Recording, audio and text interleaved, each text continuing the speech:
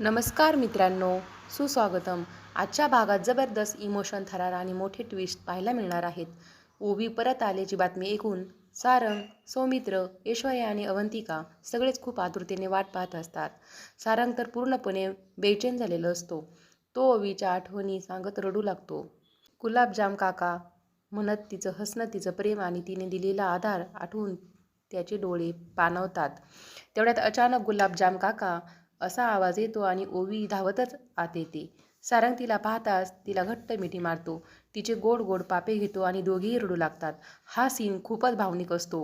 ओवी सांगते की मायाने तिला फसवलं, खोटं बोललं आणि कधी चॉकलेट देऊन तर कधी घाबरवून तिला आपल्या ताब्यात ठेवलं.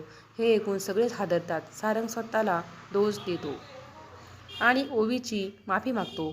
पण ओवी त्याला समजावते, तू रडू नकोस, तू हसला कीच गोड दिसतोस. हा सीन सगळ्यांच्या डोळ्यात पाणी आणतो.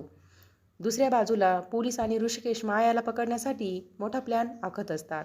मायाच्या माणसाकडून फोन करून तिला एका ठिकाणी बोलवलं जातं. माया हुशारीने सिम बदलते आणि स्वतःला लपवत त्या ठिकाणी पोहोचते. तिला वाटतं की तिचाच माणूस तिला वाचवायला आला आहे, पण खरं तर तो ऋषिकेश असतो. माया तिच्या बाईकवर बसते आणि पळण्याचा प्रयत्न करते, पण ऋषिकेश तिला थेट पोलीस स्टेशन समोर आणतो. तो हेल्मेट काढताच मायाच्या पायाखालची जमीन सरकते. सगळे पोलीस तिला वेढतात आणि जानकी समोर येते. जानकीचा राग अनावर होतो. ती मायाला तिच्या प्रत्येक चुकीची शिक्षा देत जोरदार थपडा मारते. ती सांगते की मायाने तिच्या कुटुंबाशी खेळ केलाय, ओवीला त्रास दिलाय आणि सगळ्यांना फसवले. हा सीन खूपच दमदार आणि थरारक असतो.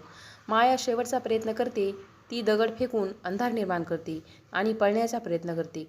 सगळे तिच्या मागे धावतात, पण शेवटी ती घसरते आणि पकडली जाते. ऐश्वर्याला तिला फसवून पोलीस स्टेशनमध्ये आणते, जिथे सगळे आधीच तयार असतात. शेवटी माया पूर्णपणे अडकते आणि जानकी तिला समोर उभी करते. तर मित्रांनो, पुढे काय होणार? माया खरंच शिक्षा भोगेल का, की पुन्हा एकदा पळून जाईल? हे जाणून घेण्यासाठी पुढचा भाग नक्की बघा आणि अशाच अपडेटसाठी चॅनेलला सबस्क्राईब करायला विसरू नका. धन्यवाद.